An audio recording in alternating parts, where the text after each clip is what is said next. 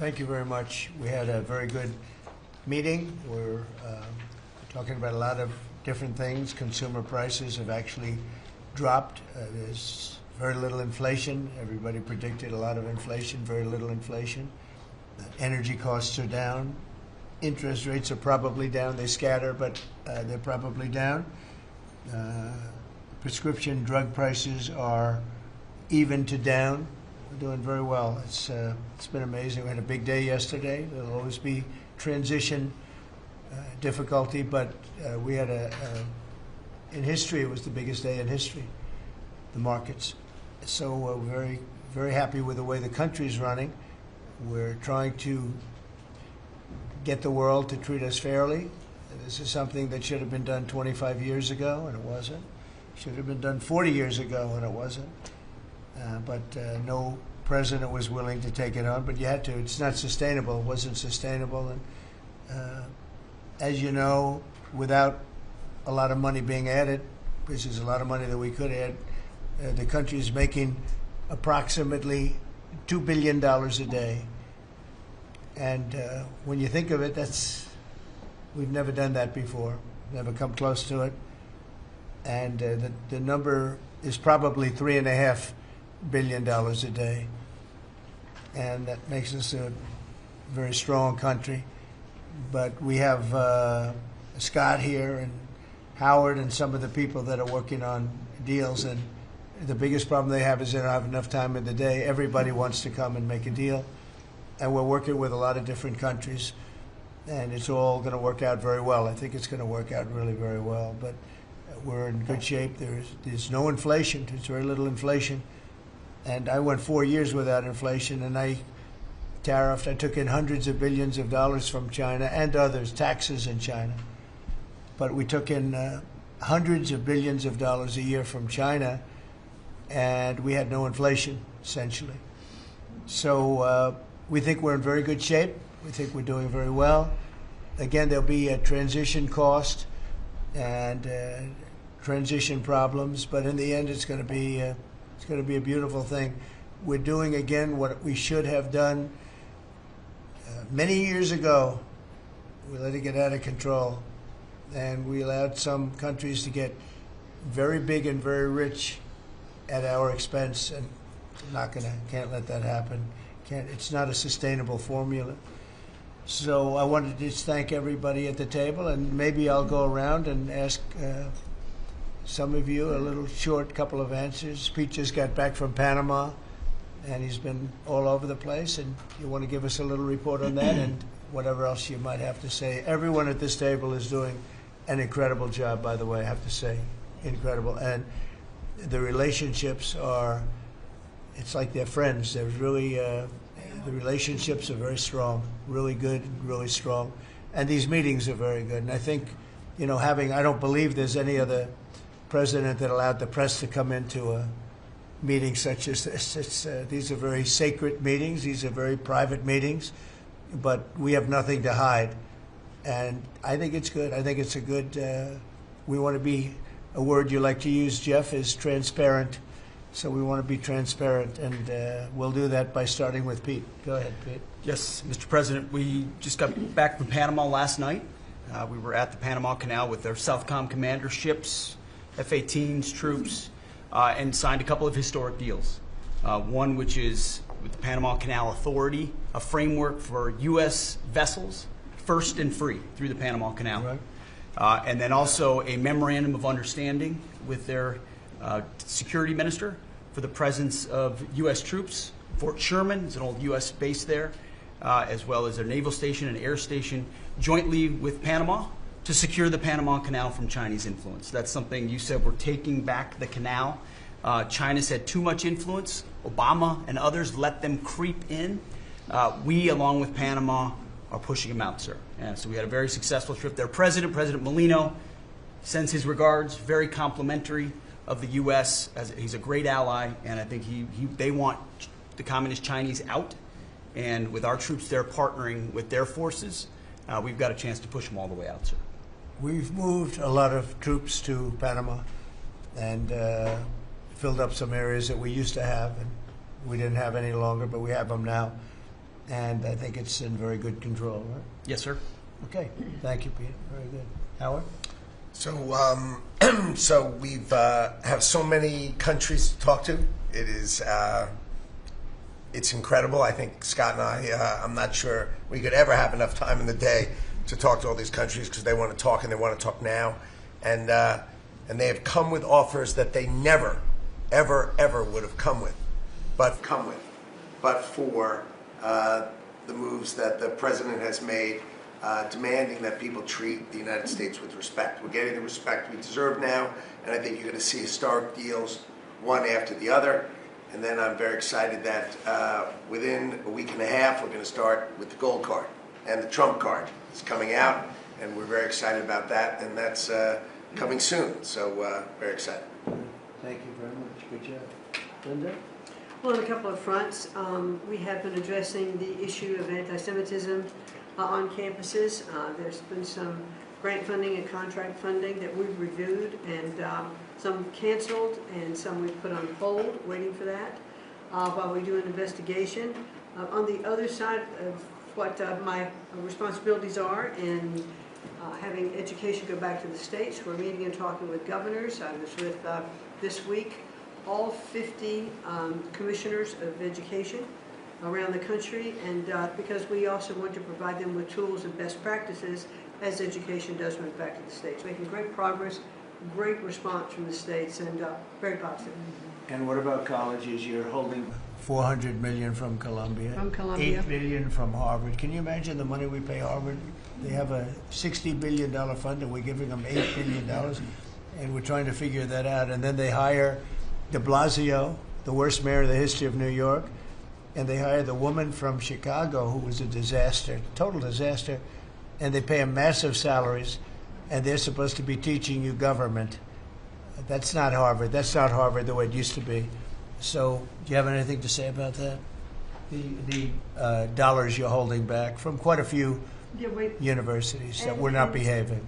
Yeah, and the other, there's some Princeton, Cornell, others that are coming in, and actually getting calls now from the presidents of the universities who really do want to come in and sit down and have discussions. And so we're investigating them, but in the meantime, we're holding back the grant and the fund money. Great job. Thank you. Very thankful for the House voting for the president's budget resolution along with the Senate bill. Made a ton of progress this week in working with members to ensure that a desire for flexibility in the Senate was not misconstrued as a desire not to slow and do spending reforms. And so we're very thankful for that. And now we can get after writing that bill, getting the president as big a package of his agenda to his desk. So very good week. We just got the House vote, and now we're well on our way to getting, as we call it, the great big beautiful bill. It's a beauty. There's never been a bill like this one. We're trying to get it all into one beautiful bill. It's tax cuts, regulation cuts, and many other things. The border, a lot of money for the border, where you're doing a fantastic job. So, but we just got a report that we, as you know, you knew before us. Were you surprised we got the vote? We got the vote, and we're happy to get the vote.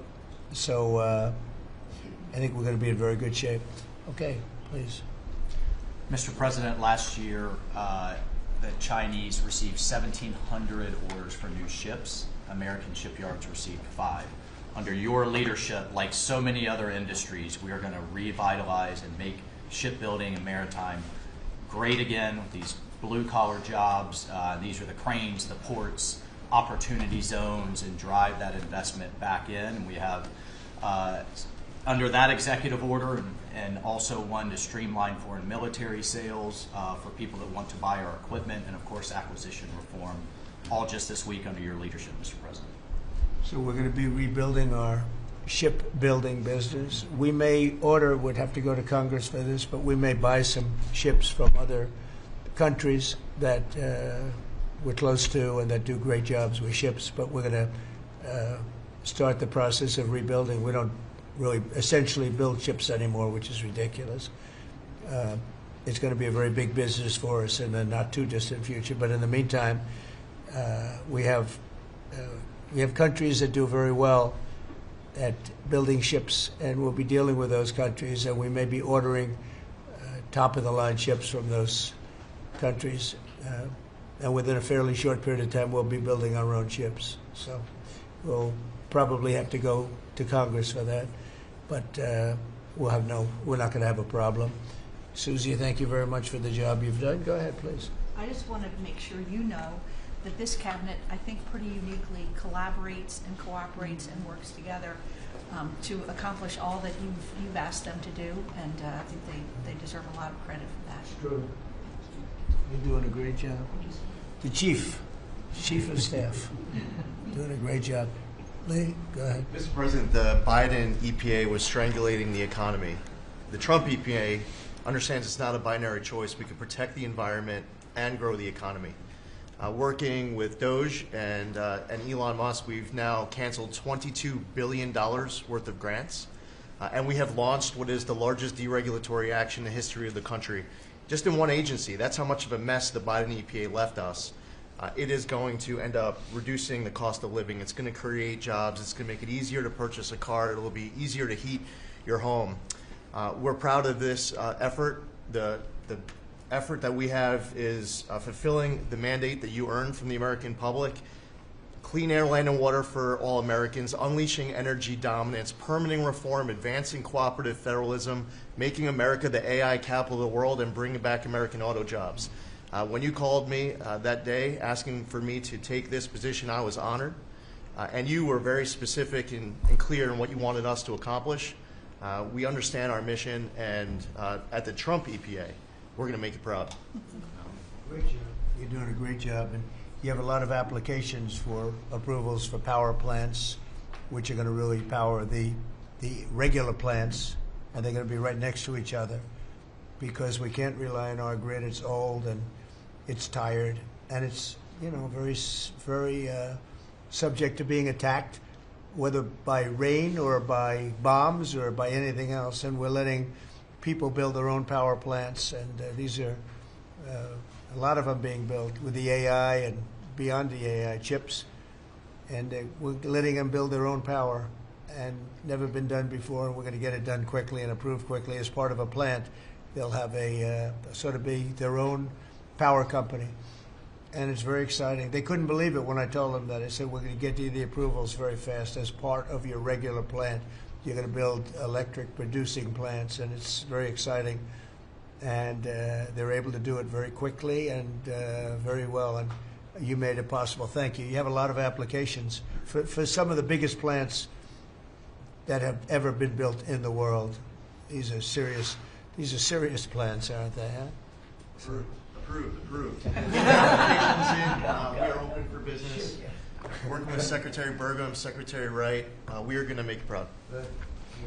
Sean? First off, Mr. President, it's Brooke's birthday today, so she keeps getting younger, so happy birthday to Brooke. Thank you. I want to thank you as well for the shipbuilding at EO. Again, to build ships, we also need mariners to sail those ships. I was just up at Kings Point for the Merchant Marine Academy a couple days ago, and we have some of the greatest young men and women who are learning how to be mechanical engineers, to rebuild and fix the engines on those ships, but also how to sail ships.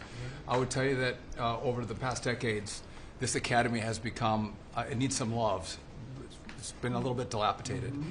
We have to invest in sailors, and I appreciate you taking the initiative. To be a global power, we have to build ships and have sailors to sail those ships. These are the very people that help Pete should we come into points of crisis to support the military. So thank you for that. Number two, the last administration announced 3,200 projects, big, beautiful roads and bridges. Most of them are good. But they announced them, they didn't sign a grant agreement. 3,200, so the money doesn't go out the door to build the infrastructure in the country. And it's fun to do an announcement. It's actually the harder work to put together these grant agreements. So we're doing the work right now at DOT to get these grant agreements done and build the projects. Most of them are good. And they also put in all of this green and social justice requirements on roads and bridges. We're pulling all that out and putting the money toward the infrastructure, not the social movement from the last administration. Good steel, right, as opposed to green paper mache. Good. Thanks. Great job. Sir, first, we are, I would say, more than friends. We've all become family, and I think that what you have assembled in your vision is a turning point and an inflection point in American history. And so just being a part of that is the greatest honor. So thank you for that. And again, just the relationships here and the honor and respect we have for each other is a reflection of you and your leadership. So I just wanted to say that first. The second thing I want to say is that on behalf of the farmers and ranchers, food security is national security. We have to be able to feed ourselves. And your idea of using tariffs along with deregulation and tax cuts, but your idea of using tariffs to ensure that we are putting forward and putting America first, no one understands that better than our farmers and our ranchers. But having said that, emerging from 4 years of Biden with a 30% increase in inputs for our farmers and ranchers, with an almost $50 billion trade deficit. When we left the first time, it was zero, meaning that they are hurting. So the period of uncertainty we're in, they know that your vision will move us into an age of prosperity for all Americans, but for my people, for the farmers and ranchers, unlike any they have seen before. And I think they are really, really excited and so grateful for your leadership.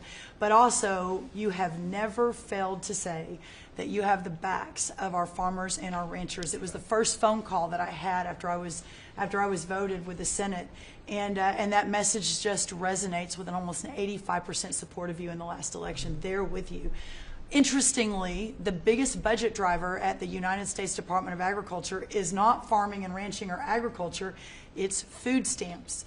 And so as we emerge and embark, Secretary Kennedy and I, on your vision of making America healthy again, a massive part of that is realigning and reworking our food stamp program so that it better serves those who need it.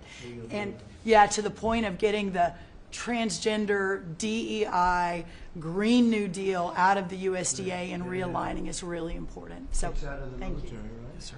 Is it 100% out, would you say? 99.9, sir. I'm going to get that last point Get the one out. rest of it. But thank you, sir. We've got a much different military, I will tell you. Thanks very much. Good job. And eggs are down. Eggs are Big, down. right? Yes, Big. yes, sir. Wholesale prices. Yeah. Retail will come. Easter is the Super Bowl for eggs. So, you know, there may be a little fluctuation, but no, we feel really good about it. Thank you. That's what I hear. Thank you. Thank you. Good. I'd echo what Howard said on the trade queue, that we've got over 75 countries that want to come in. So it'll be Treasury, Commerce, Jameson at USTR, and we're putting a process in place. And as you said, you're going to be part of the negotiations too, because you know I've had these countries call me up and Secretary Bessent, we're happy you're going to be negotiating. I said, well, President Trump's going to be involved too. So bring your best deal on the budget. It's moving quickly in the House and the Senate, thanks to your leadership. We're also going to have debt ceiling in there, so we're going to get an increase in the debt ceiling. So, and that will be the done and dusted for Part of the bill that we just got to vote on today. part of the bill. It'll be done and dusted for 2 years. We won't have to worry about that. And then I gave a speech yesterday to 1,400 small and community bankers, and they were so happy to hear from your administration. And I told them Wall Street's done great for the past 4 years, 10 years, 20 years. It can continue doing great, but it's Main Street's turn now, and it's those small bankers through deregulation, through emphasis on Main Street, your Main Street agenda, bringing back jobs, that is going to power the smaller communities. And then finally, the bond auction went very well yesterday. We had a lot of foreigners show up as the support, showing that the U.S. is still the best place to invest. The inflation report, as you said, was quite good. And energy prices are down more than 20% since January 20th. Amazing. That's great. Very good. Good numbers. Great number. Thank you. Pam? President, we've had some great wins in the last few days. That you were overwhelmingly elected by the biggest majority the U.S. Americans want you to be president because of your agenda. And the courts are ruling that you have the authority to determine how the money of this country will be spent. That's what the American citizens wanted, and that's what they're getting. An example of that Friday was the Department of Education, that you can determine how the money will be spent. No more DEI. And that impacts every agency across the board. On the civil side again, NLRB. We had a big win in the Supreme Court there. OPM, a big win there. But also 16,000 workers there. But also on the criminal side, the Alien Enemies Act. We are winning there. And you know, your directive to me was to keep America safe, and that's what we're doing. Whether it's the alien enemies, all of these gangs, and they are enemies of our country. They are terrorists, they are organized crime, they have come here, they are extremely organized, they are spread throughout our country, and they are creating terror. And no more under your directive. And that is stopped. Yesterday in South Florida, we charged the 11 defendants with $500 million of pure cocaine coming into our country to kill our kids. They were caught. They will be prosecuted to the fullest extent of the law.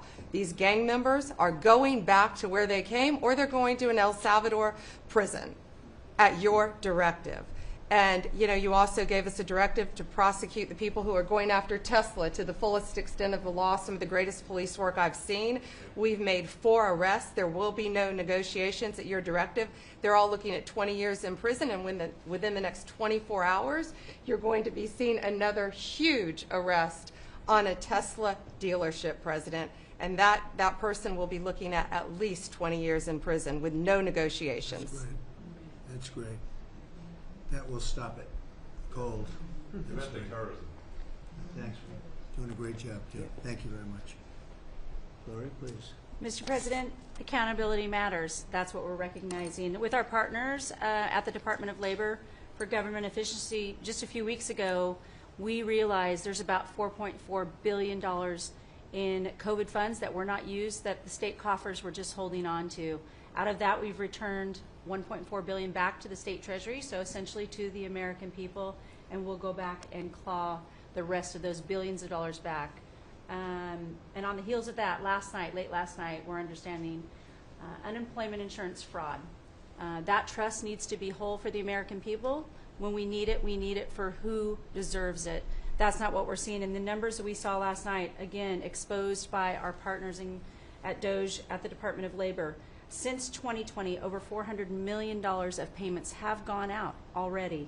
And when you hear these numbers, apparently in the United States, we have over almost 25,000 people who are over 115 years old who are collecting $59 million that we have sent out to people. Talk about fraudulent behavior. Mr. President, 28,000 people between 1 and 5 years old have collected fraudulent payments at the tune of $254 million has gone out. And lastly, 10,000 people who have not been born yet, 15 years into the future, $69 million, and they haven't even been born yet. In one case, they will be born 129 years from now. The United States government sent them $41,000, and they're not born yet. So, under the Department of Labor, those are the things that we're uncovering. I couldn't be more honored to tell the American people that we're bringing back their dollars and we're saving them and returning them to the United States Treasury.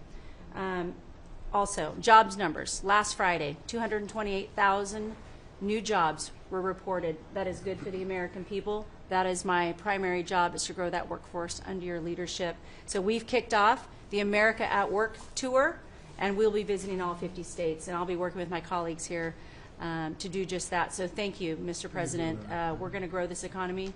We're going to keep our focus on the American worker. So you're finding tremendous fraud, though. Those numbers are really bad when you're Unheard of. over 115 years old. And I think you had mentioned the oldest person in our country is 114 years old. That's pretty good. A woman living in Pennsylvania, but apparently there's 24,000 more of them that are 115 or older. That I hope you hear that. So we have 24,000 older than the oldest person.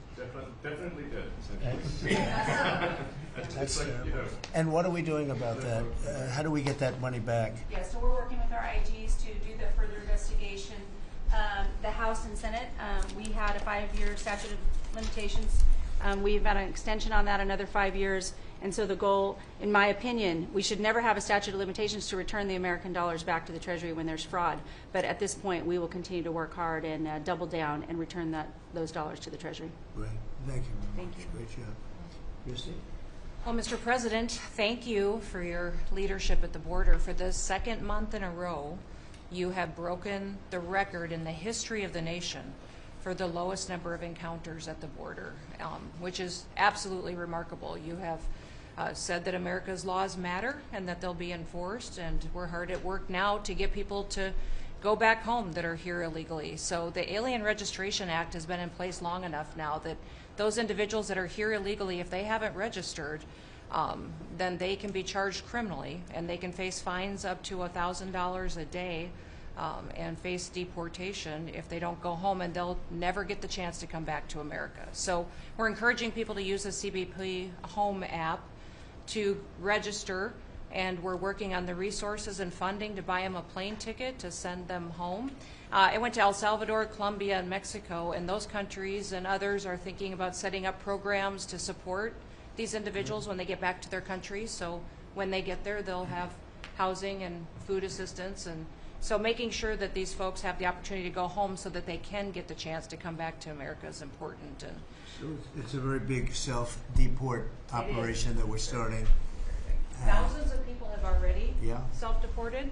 Well, we're just going to, when you have 21 million people that need to go home because they're here breaking our laws, then we need to facilitate that. And I've been working with the governors a lot lately on several different issues. One of them has been on FEMA for recommendations on how to do exactly what you've directed us to do. And then also I sent a letter and communicated with them that they need to be setting up a SCIF. Some of our governors don't have secure facilities to have national security issues. I think one of the jobs Homeland Security has is to give communication down to states, to local cities and communities. And so recommending they get a SCIF, they have secure comms with them at all times or nearby so that they can have national security conversations, and then to have somebody in their office designated that is their communications person. A lot of them have emergency management officers, but they don't necessarily have somebody designated when it comes to a national security issue that we may need to communicate with them on. And I think American people need to know that Real ID will be required to travel on May 7th. So those governors have been notified to communicate that at home. We don't want anybody to get delayed and not be able to travel when they get to an airport. And this will also help us bring integrity back to all of our IDs and how they're used for issuing driver's licenses. And governors know how I feel about making sure their driver's licensing system has integrity, because a lot of people use their driver's license to vote. And the backbone of our country and the foundation is election integrity. So we're giving all those directions to our governors and communicating that so they can lead on it as well. And we're going to work with people so that if they go out in a nice way and go back to their country, we're going to work with them right from the beginning on trying to get them back in legally. Is that right? A chance to come back. So it gives you a real incentive. Otherwise, they never come back. They'll never be allowed once a certain period of time goes by, which is probably going to be 60 days. We're also going to work with farmers that if they have strong recommendations for their farms for certain people, we're going to let them stay in for a while and work with the farmers and then come back and go through a process, a legal process. But we have to take care of our farmers and hotels and various places where they need the people. And we're going to be working with you very carefully on that. So a farmer will come in with a letter concerning certain people saying they're great, they're working hard. We're going to slow it down a little bit for them, and then we're going to ultimately bring them back. They'll go out, they're going to come back as legal workers. Okay? Yes, sir. Thank you. Which I think will be I think it's very important to do. Okay, thank you very much. Great job. Jameson, I watched you testify for the last Yeah, he did great. couple of days. You were on every night at 3 o'clock in the morning. You did great. You were fantastic. Thank you very much. It's just what I like to do for fun, sir. You've been keeping us very busy. Last week, you started a reordering of international trade, something that hasn't happened for 80 years, something that should have happened decades ago. And you know that. You've known that for a long time. That's why you have us all working on this. you came into an emergency situation where President Biden left us with a $1.2 trillion trade deficit. It's the largest of any country in human history, the largest. So you declared an emergency, you took action. You say the largest in history, right? In history. There's never been anything like what he left us. He left us a mess. His whole administration was a mess. So go ahead. So you declared an emergency, you imposed a trade action, so now you have a tariff on the world, it promotes U.S. manufacturing, it protects U.S. workers, and you've also given room for negotiation during this time so we can open export markets for our farmers and other producers and American workers. And this is why the unions vote for you, this is why the workers vote for you, this is why the families want you to be the president, because you're standing up for American workers and American communities. We've had countries come in over the past couple of weeks that represent more than half of global domestic GDP, more than half. That's who's coming in to talk to you and to your advisors about how to have reciprocal trade, how to have fair trade. Wouldn't have happened without you. Thank you very much. Great job. Lowy line. Well, thanks to your fantastic leadership, this amazing cabinet, and the very talented Doge team, I'm excited to announce that we anticipate savings in FY26 from reduction of waste and fraud by $150 billion. And I mean, and some of it is just absurd, like people getting unemployment insurance who haven't been born yet. I mean, I think anyone can appreciate whether, I mean, come on, that's just crazy. You know, some of these things, if people ask me like, well, how are you going to find waste and fraud in the government? I'm like, well, actually just go in any direction. That's how you find it. It's very common. it's as the military would say, target-rich environment. So I think we're doing a lot of good in excellent collaboration with the cabinet to achieve these savings. And it will actually result in better services for the American people, and that we're going to be spending their tax dollars in a way that is sensible and fair and good. And your people are fantastic. In fact, hopefully they'll stay around for the long haul. We'd like to keep as many as we can. They're great, smart, sharp, right? Finding things that nobody would have thought of. Very computer savvy. Yes. We're working with hard to get the Trump Gold Card operational, hopefully in the next week or so. That'll be very exciting. It's Really exciting. That's a pathway to citizenship into the United States. It's a big deal. Yep, it's a big deal. Thank you very much. Great job you're doing. Thank you, sir. Thanks to your leadership and setting the mandate of transparency and accountability across the U.S. government. I'm bringing that transparency and accountability to the intelligence community. First and foremost, to make sure that you and your cabinet have that real-time, relevant, apolitical, objective intelligence to best inform, whether it's negotiations for peace, negotiations around tariffs, the great work that you are leading around the cabinet today. Secondly, working with Department of Homeland Security and the FBI to increase our information sharing to achieve your goal of countering the narcotic trafficking and our ability to go after cartels now designated as foreign terrorists. I met with the National Sheriff's Association this week, being able to work to make sure that the information that they are getting on the ground, that local law enforcement is getting on the ground, is being fed back up through to our National Counterterrorism Center, and that we have all of the federal agencies, state and local law enforcement, all on the same page as we are working to make our country safe again. And lastly, sir, as you know, declassification and rooting out weaponization, politicization of the intelligence community is a huge priority. You know more than anyone else the very dangerous and negative consequences of that. I've got a long list of things that we're investigating. We have the best of the best going after this. Election integrity being one of them. We have evidence of how these electronic voting systems have been vulnerable to hackers for a very long time and vulnerable to exploitation to manipulate the results of the votes being cast, which further drives forward your mandate to bring about paper ballots across the country so that voters can have faith in the integrity of our elections. And lastly, we've been scanning. I've had over 100 people working around the clock to scan the paper around RFK, Senator Robert F. Kennedy's assassination, as well as Martin Luther King Jr.'s assassination.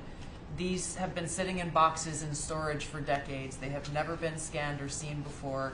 We'll have those ready to release here within the next few days. That's great. Bobby, how do you feel about that? That's hitting, I'm very that's gratified hitting close, to you. That's hitting close to home, isn't Yeah, it? no When you kidding. think, I'm Yeah. thinking about Bobby when No. when that statement's made. I'm very grateful to you, Mr. President. And you'll let Bobby see some of this because, you know, it's very personal stuff. But it's time. I've asked him, and his response is, put it out. The world needs to know the truth. And his uncle that's been out, and anything that hasn't been out, they can go to your offices and see, right? Everything that we have within our possession, it's either online or it's physically at the National Archives and Records Agency. We also have hunters going out, Mr. President, and looking in the storage lockers at FBI and CIA and other agencies, specifically to find if there is anything else that has not been reported. We're actively going out and trying to search out the truth. Okay. Yeah, we want to get it all out. Yes. 100% good. Thank you very much.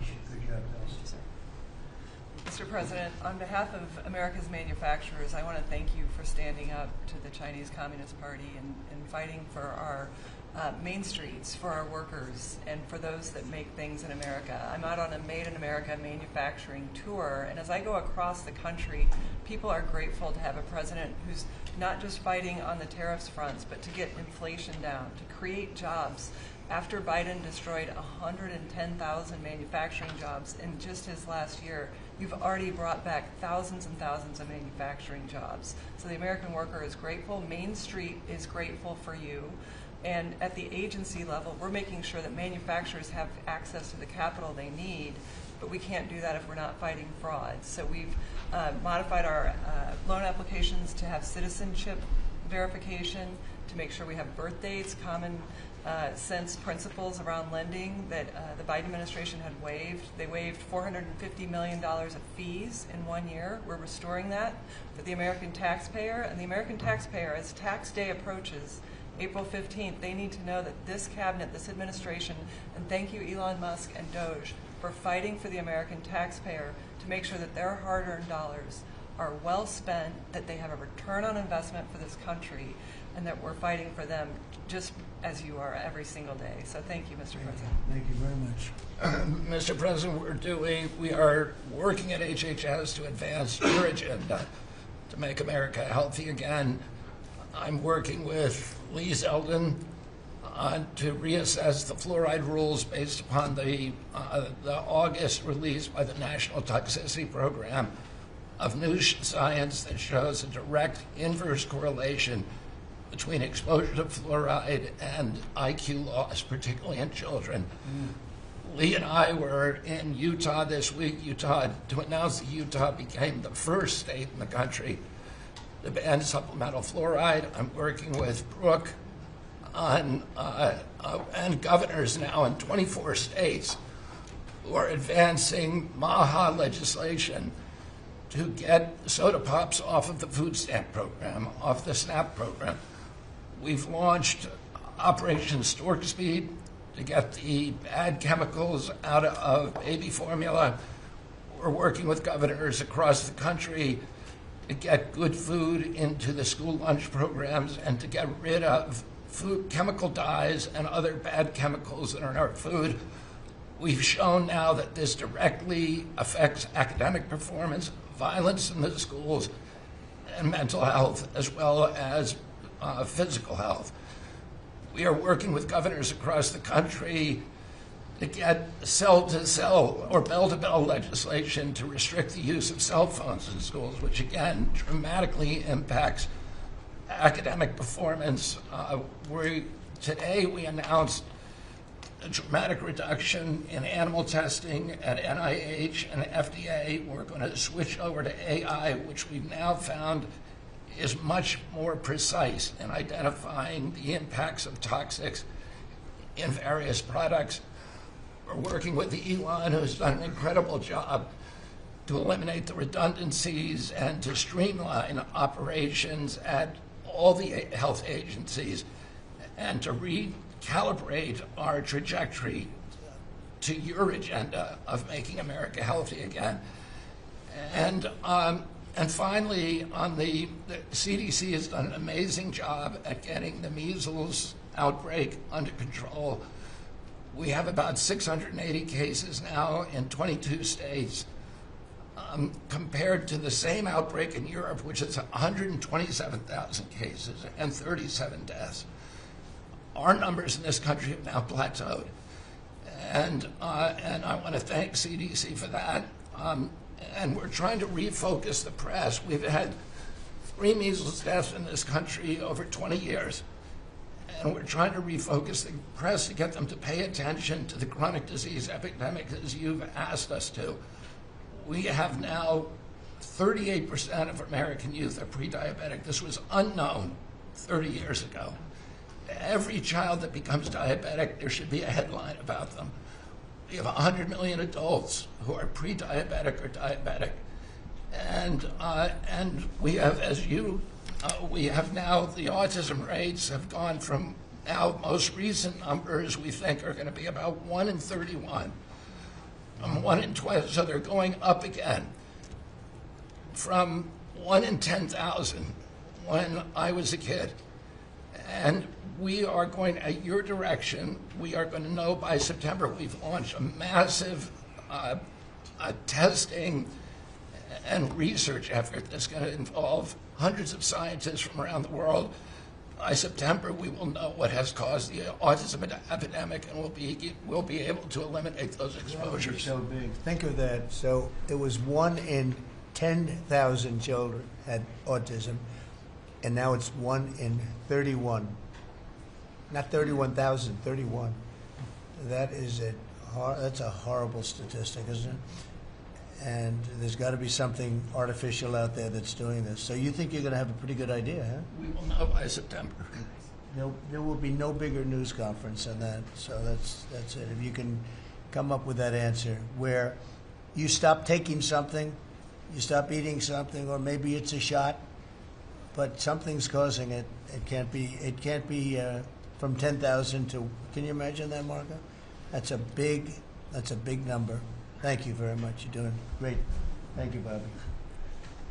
Please, Doug. Well, Mr. President, one of your primary administration goals is to make sure that we unleash American energy, and of course the strategy behind that is when we do that, it helps make it more affordable for all Americans. Energy isn't just industry, it is the foundation of every other industry, whether it's food, manufacturing, clothing, transportation. And then also when we've got the ability to generate and not just be energy independent but energy dominant, then we have the opportunity to sell energy to our friends and allies versus them buy it from our adversaries. And our adversaries were funding terrorism and conflicts against our allies by their oil and gas sales that were going through a Swiss cheese set of sanctions. So with your creation of the National Energy Dominance Council, over half the people at this table serve on that. Everyone has been engaged, whether it's interactions with negotiations with other countries, with putting sanctions in place that actually work, with cutting deregulation, working on biofuels, building infrastructure for transportation. There's a whole range of things that are being tackled. But when in the outcome of all that is that the Biden administration was restricting supply, you're increasing supply. When you increase supply, then prices start to come down. And we have a huge opportunity to do this. Just in interior alone, there's 500 million acres of surface, 700 million acres of subsurface, and 2.5 billion acres of offshore. And the Biden administration was trying to restrict this so that you couldn't get a timber lease, you couldn't cut a tree, you couldn't graze a cow. You couldn't develop oil and gas minerals, and you couldn't develop the critical minerals we need for our technology, for our defense industries, and to be able to help us win the AI arms race against China. So we're opening up this, and with your executive orders and your work, we've on Tuesday, a historic day, you ended the war on beautiful clean coal, which has been going on since Obama took office. China gets 60% of their electricity from coal. They're opening up a They've opened up 94 gigawatts of coal in the last year as part of this AI arms race. 94 gigawatts, that's enough for 94 Denvers to be able to, 1 gigawatt per metro area like that. It's unheard of. So what we have an opportunity under your leadership to come back. The Gulf of America had its first offshore lease sale, which is scheduled for later this year, but that was, the industry loved that because we're now, the Gulf of America is now open for business again. And there's as much as 7 billion barrels of oil accessible now. They've increased the upside of what they think that is. On the coal front, the estimate is the financial value of the coal in America is $8 trillion. That was an asset on the balance sheet that we've now being put back on again. And of course in Alaska with your separate executive orders to unleash Alaska energy between ANWR, the North Slope, the Strategic Petroleum Reserve Alaska, all of those we've reversed Biden decision. Those are all open for business again. And all of this is leading to the investment coming to America. The smart money is coming to the U.S. That's why we've got, you know, trillions of dollars of investment that are showing up at the door because they know if they're going to do manufacturing here, there's going to be energy to power their plants. And so, again, thank you for your leadership and thank you for everything you're doing. Very good. Thank you. Marco? Well, Mr. President, one of the most important things I believe you'll achieve in your presidency is reordering the world in a proper way. For 31 years, more than 31 years now, multiple administrations have allowed the Chinese to deindustrialize this country, to take away jobs and factories and the pillars of our national strength. And what you're doing now, I think, is a great service to our country, but ultimately to the world. And I want to congratulate you and your team that's working on that because that has extraordinary geopolitical implications, as you see, from all these other countries that are now coming here and wanting to join something that actually makes it's crazy to allow these. I mean, basically, we lived in a world where Chinese companies can do whatever they want in America, but our companies cannot do anything over there unless they allow it, and even then they steal our stuff and reverse engineer it. So just reordering all of that has dramatic implications on peace and security of the world, so we thank you. An important meeting, thanks to you, is going to happen on Saturday for the first time in a long time. There'll be direct talks between Ambassador Woodcoff and a top-level leader in Iran. We hope that'll lead to peace. You've been very clear what Iran is never going to have is a nuclear weapon, and I think that's what led to this meeting, and we'll wait for him to come back from it, and we're hopeful about that. I would also say that we are receiving, and I think the Department of Homeland Security can confirm this, historic cooperation from countries all over the world, number one, in taking back their citizens. Every country in the world has to take back people that are illegally in another country, and we have countries that refuse to do it or will kind of ignore our calls. All of them are doing it. The ones that are not are paying a price. And we've also found cooperation in other countries that are willing to take some of these people, some very dangerous criminals. I know the President of El Salvador will be here next week, has really been a good friend of the United States in that regard. These are some of the worst people you'll ever encounter, and Pam knows this, and Christy knows this from the work they're doing. You know, and one last point I want to make, Mr. President, and again, it's under your leadership, it's actually under your executive order. If you come to this country as a student, we expect you to go to class and study and get a degree. If you come here to like vandalize a library, take over a campus, and do all kinds of crazy things, you know, we're going to get rid of these people, and we're going to continue to do it. So when we identify lunatics like these, we take away their student visa. No one's entitled to a student visa. The press covers student visas like there's some sort of birthright. No, a student visa is like me inviting you into my home. If you come into my home and put all kinds of crap on my couch, I'm going to kick you out of my house. And so, you know, that's what we're doing with our country, thanks to the President. And last but not least, very important development this week, but both Pam and I were very excited. The finest higher education institution in the United States, the University of Florida, is also now the national champions in basketball, and we hope you'll host them here soon, Mr. President. Go Gators. They're coming. They're coming.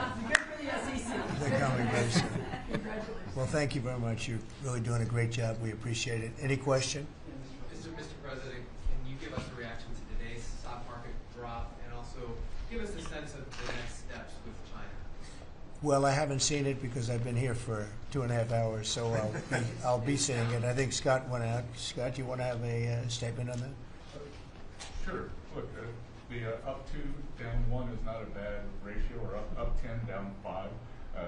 And I think as we have talked about, as we go through the queue and settle with these countries who are going to bring us their best offers, we will end up in a place of great certainty over the next 90 days on tariffs.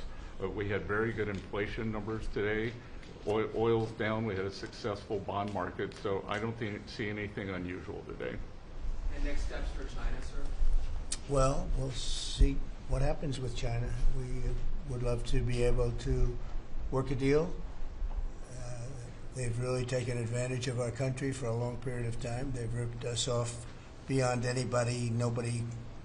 How people stood for it, sitting in my position, is not even believable. And we're talking about many presidents, not just a couple. But they did, and all we're doing is putting it back in shape. We're resetting the table. And I'm sure that we'll be able to get along very well. I have great respect for President Xi. He's been, in a true sense, he's been a friend of mine for a long period of time. And I think that we'll end up working out something that's very good for both countries. I look forward to it. Mr. President, China retaliated today by reducing the number of American films that can be shown there. What's your reaction to them now targeting cultural exports from the United States? I think I've heard of worse things.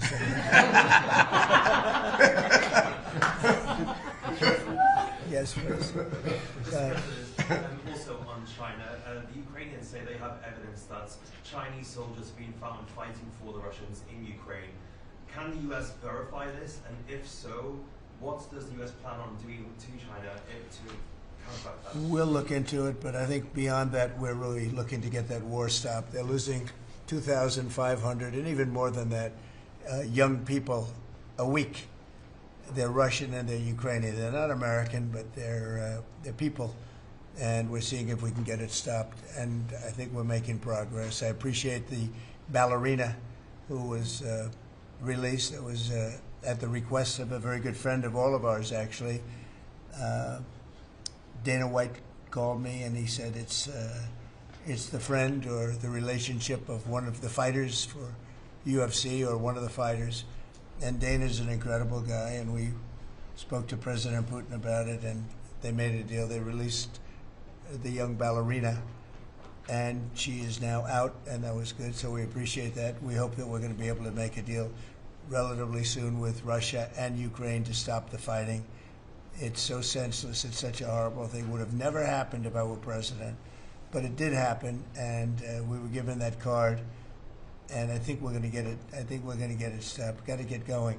We got to get it. We have to move it faster. Likewise with the hostages, we're making progress. We, there's 59 hostages, but only 24 of them are living, and that's the way it's been presented to me by the mothers of some of the dead, mothers and fathers of some of the dead hostages, and they want the bodies of their baby, as they say, their baby, their young boys. They want them back as much as if they were alive. It's amazing, because when I met the hostages 2 weeks ago here, I couldn't believe what they had to go through, by the way.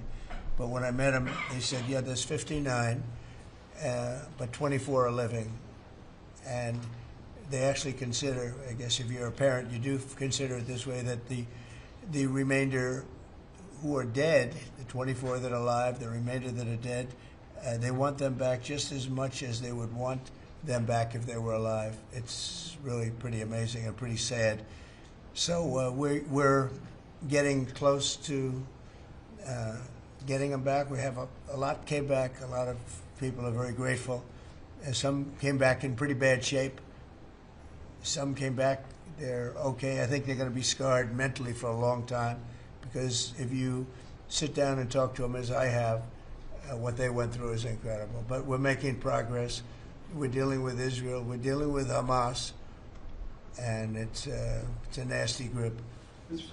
President, how close are you to the first country coming to actually make a deal with the United States over tariffs? Is it days, months? Well, I think it's very close, but we have to have a deal that we like. We don't want a deal that's going to be a bad deal, or I could make every deal in one day if I wanted to. I could do this in one day. I could just say, here's what we'll do. And I was saying to the people before, to Scott, mostly to Scott and Howard, and some of the other people that work with us on the negotiations. We have a lot of law firms that have paid me a lot of money in the form of legal fees. We're going to probably use those firms to, if we can, I think we can. I'll make a contribution to the country, but they're great firms. They're the best firms, the biggest, and really the most prestigious. And we may be using them to help you guys out because you're going to need a lot of lawyers. And I'm not sure Pam's going to be happy if I say, can you send over about 200 lawyers that work on trade? She's working on criminal stuff, and I think that's going to be her focus more than anything else. So we'll find out if we can do that. But we have a lot of lawyers that you've been reading about where they paid $100 million a firm on average. Now we have the final 4 or 5 are at $125 million. So I have a lot of legal fees I could give to you people, and we might as well use them. Hopefully I won't need that many legal fees or that much. I may. Who knows? After it ends, after we leave, maybe I'll need it. But if I do, it's not going to be very pleasant. So I think we're going to try to use these very prestigious firms to help us out with the trade because we have a lot of countries. But we want to make deals that are proper for the United States, not just we can make deals easily. We want to make them proper. Mr. President, if you aren't able to reach the deals that you want to see at the end of the 90 days, will you put those higher tariffs in place, or will you extend Well, that's the what would happen. I mean, if we can't make the deal that we want to make, or we have to make, or that's good for both parties, it's got to be good for both parties. And then we go back to where we were. Go back to the numbers that you announced last week. I think so. You wouldn't extend the pause? Yeah. We'll have to see what happens at that time. Thank you, Mr. President. You said yesterday you were considering some exceptions for companies. Can you talk about what you're considering? And then also on the reciprocal tariffs, said they'd be substantially lower. Is the same math formula going to be used, or is that tossed out? I'm not considering now for any country or company, but it's possible that I would. But I'm not. We don't have that situation right now. People understand where we are, what we're going to do. But it could happen. It's called flexibility. You have to have certain flexibility. What are you planning on using the money that you're gaining from revenue through the tariffs on? Paying down national debt, reducing taxes, creating good budgets, helping Christie with the border and all of the other things. I built hundreds of miles of wall, as people now understand, 571 miles of border wall in the first administration. But we're going to beef it up, and we're going to add more. And, the numbers are incredible, really. The numbers are what's taken place. We had great numbers, but these numbers are topping my last administration. And Christie and Tom Homan have done an amazing job, but it's an expensive process. This weekend, where they used to have hundreds of thousands of people standing there pouring through the border in Tijuana, Mexico, this weekend they had nobody. You had a man sweeping this massive piece of concrete, which is, the area where they said massive. And I've looked at that during the Biden administration. You couldn't see a piece of that concrete. There were so many people on it. You couldn't, if you had helicopter shots, you couldn't see concrete. Now, this weekend, you had nobody there but a man with a broom sweeping it and cleaning it up. Pretty amazing. It's really an amazing job. But it will be used for that. It'll be used for a lot of things. It'll be used by the Department of Justice for doing a great job. Pam is doing a fantastic job. So it's going to be used for a lot of different things. Mr. President, on the 10% tariff, is that a basement? Is that the It's a baseline. Can countries negotiate that to bring that? It depends on what they're adding. Some countries we have massive deficits with, or they have big surpluses with us, and others it's not that way. So it depends. That's why it's really they're all different. Every country is different. Some have certain advantages that others don't have, and certain things. We have China has a surplus of $1 trillion. I mean, the numbers are crazy. And others have basically no surpluses. We have some that are pretty even, but they hurt us in other ways, and we just want to get that taken care of. So everyone is a little bit different. So are you negotiating with the EU as one bloc or individual nations for the tariffs? We're looking at it as one bloc. They've been very tough, but they were very smart. They were ready to announce retaliation, and then they heard about what we did with respect to China and others, but China. And they said, you know, we're going to hold back a little bit. They decided to hold back. I thought they were very smart. Look, the EU is very smart, but they really have taken advantage of the United States. They were formed for the purpose of taking advantage of the United States. And I don't blame them, and I don't blame China. I don't blame anybody. I blame the people that were sitting at that desk in that other beautiful Oval Office for allowing it to happen. Many presidents I blame. They should have never allowed it to happen. And I'm doing something that a lot of them wouldn't want to do. But I'm here, I do those things, and we're going to make this country great again. We were taken advantage of by almost everybody. I sat back in the last administration. I would actually read them. I don't have to read them now. I know them so well. I would read some of these documents that were signed, deals, and I said, who would do a deal like this? Who would do it? You've seen it, Elon. Yeah. I'd look at deals where it's so one-sided. Even we have a deal with Japan, and we get along great with Japan, and we had the Prime Minister here. He was fantastic.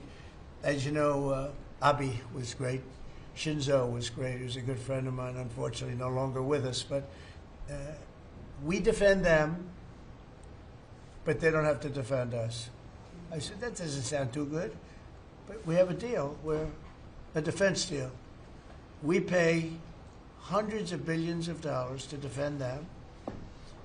But if for any reason, in other words, we pay all the money. They don't pay anything.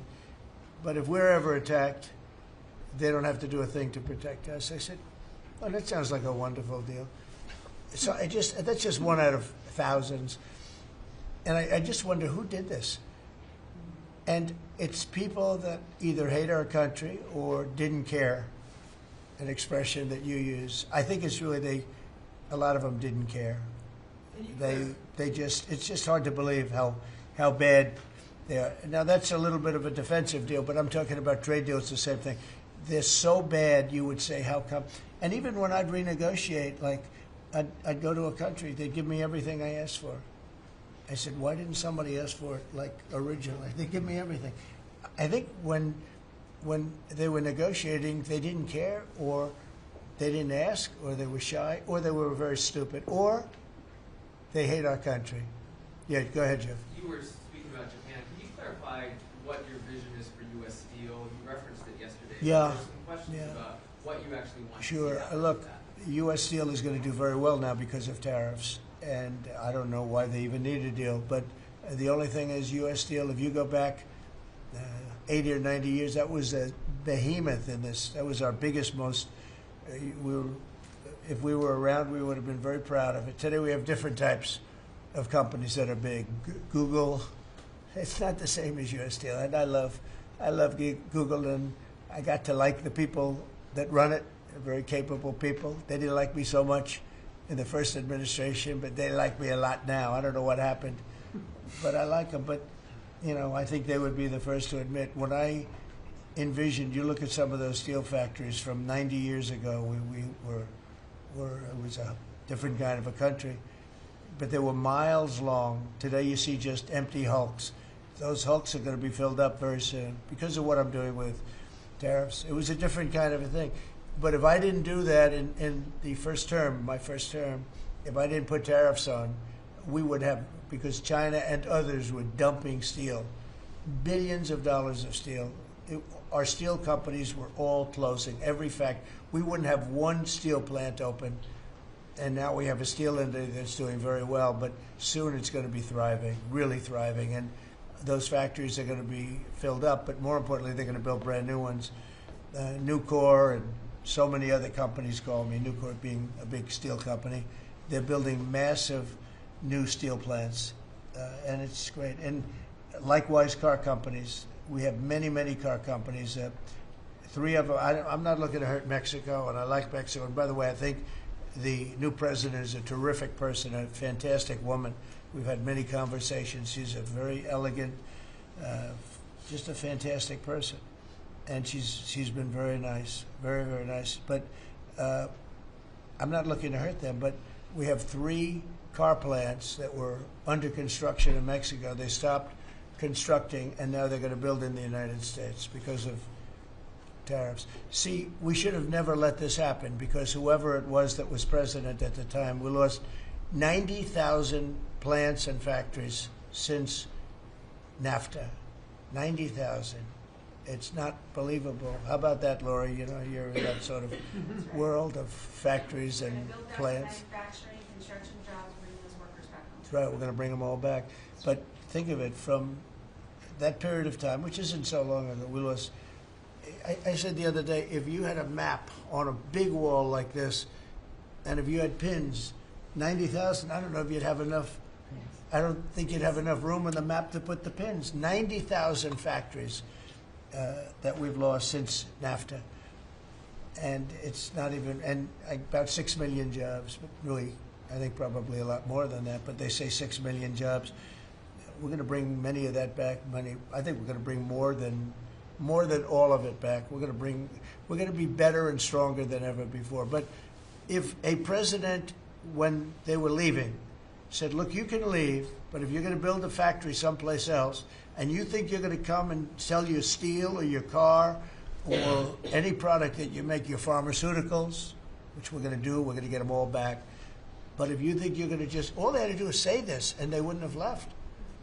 You know, I said it the other day. I said it with respect to, I made a speech a year ago, and I told them if I win, we're going to charge a big, big tariff at the border. And people were thinking about building in Mexico a car plant. And I said, we're going to have a big tariff. So if you want to build a car, you're going to have to pay 25% more than the cost of that car. You're going to have to pay 25% tariff at the border. They would have never left. They could have kept everybody. If a president said, if you leave this country, you leave Michigan, you leave Detroit, you leave anybody, any of our states, because to me they're all the same. I love them all.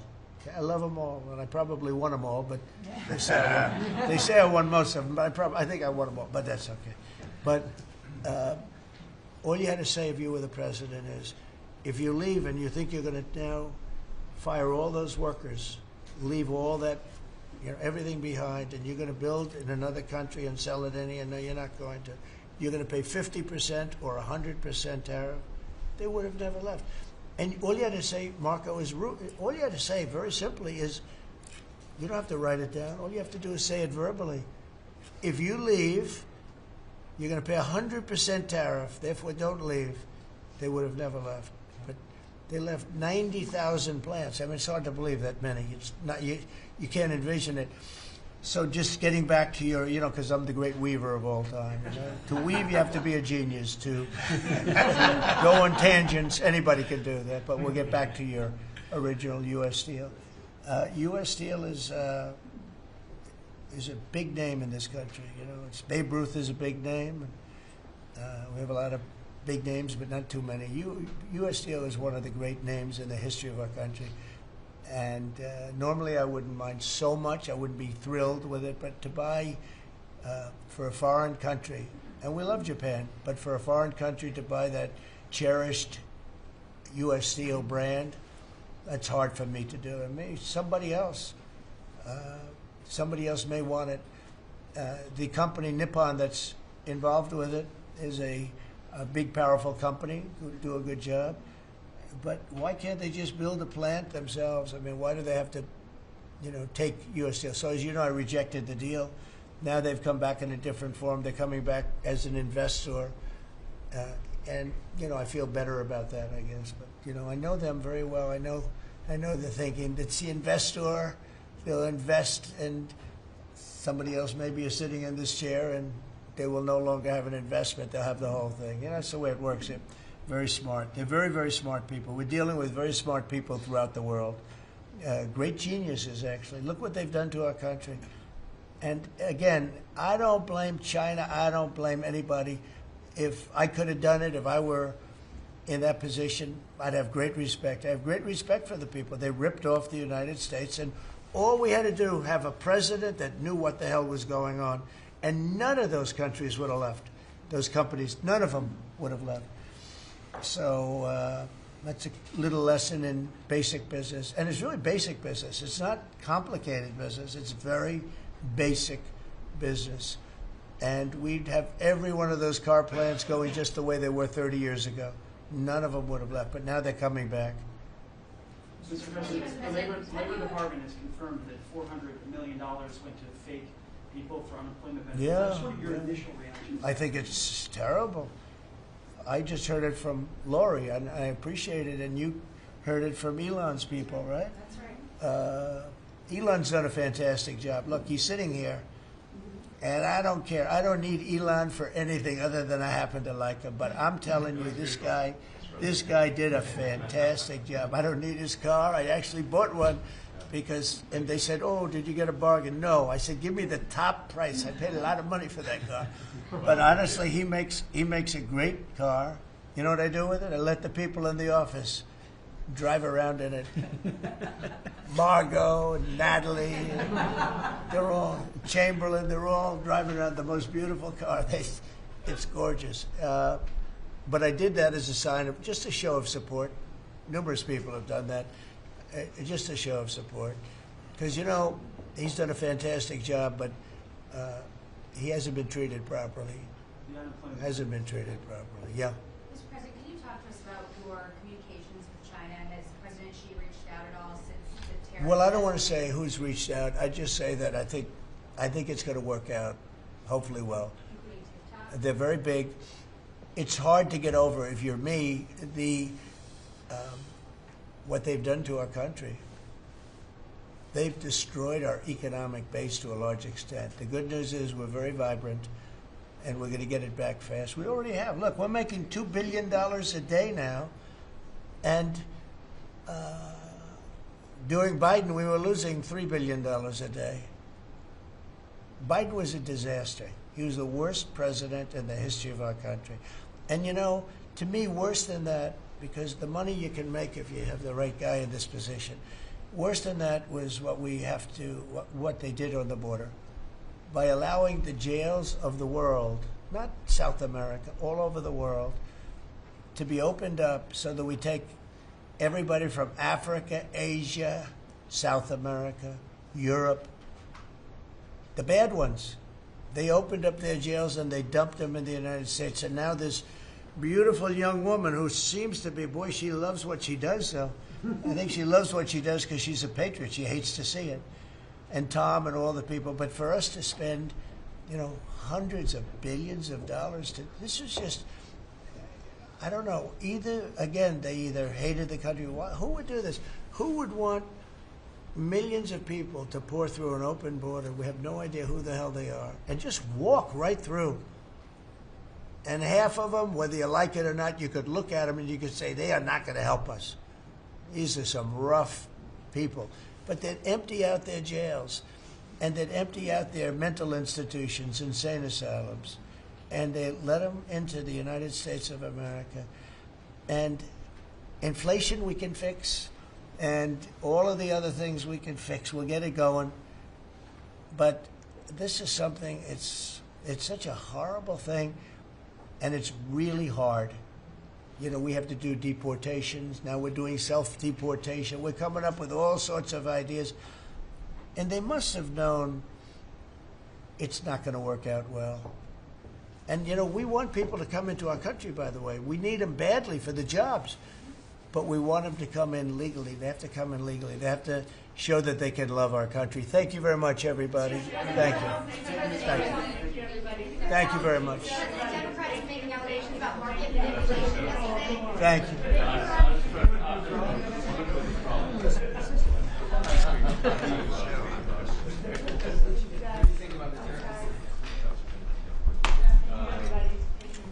Thank you. Thank you very much. Yes.